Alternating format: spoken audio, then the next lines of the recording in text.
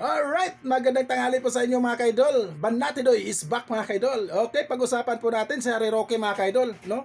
Ito, diretsuhan po tayo mga kaidol. Saan po kaya nakatira si Harry Roque mga kaidol? Alam niyo si Harry Roque mga kaidol, ang tawag niyan, asong ulol. Ha? Asong ulol. Palaboy-laboy na lang po si Harry Roque sa ibang bansa mga kaidol. At alam niyo ang diskarte ni Harry Roque dyan, no? Makipagkaibigan po siya sa kapwa ng mga DDA supporters, no? At ito na nga mga kaidol, no? Inuumpisahan na po niya na makituloy po sa mga kababayan natin Pilipino dyan, sa mga kapwa niya DDS mga kaidol. Yung taga-suporta sa mga Duterte. Harry Roque. Parang asong ulol ka na Harry Roque, no?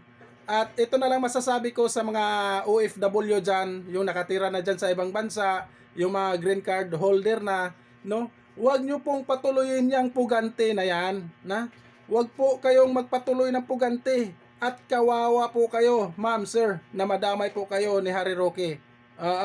Kung malaman dyan na nagpatira kayo ng pugante, madadamay po kayo dyan, ma'am and sir, no? Kaya wag na wag po kayo magpatuloy. Yan po ang diskarte ni Harry Roque ngayon kasi TNT na po si Harry Roque. Wala na po, ha? Kumbaga parang asong ulol na yan na nagpagala-gala na lang dyan sa dahik at sa ibang bansa, no? Nagpagala-gala na lang, parang asong ulol na po yan si Harry Roque. Nakipagkaibigan na lang po yan. Traidor po yan si Harry Roque. Alam nyo ba?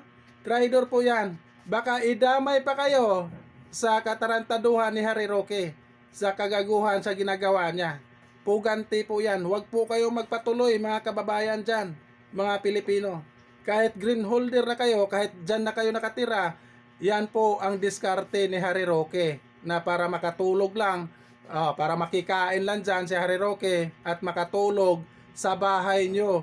Kaya kayo, pag mahuli kayo na nagpatuloy kayo ng pugante, madadamay po kayo mga kababayan dyan. Kaya mag-ingat-ingat po kayo ni Harry Roque at traidor yan si Harry Roque. At dyan, dito na lang tayo at mag-ingat po tayo palagi mga ka-idol. God bless po mga ka-idol.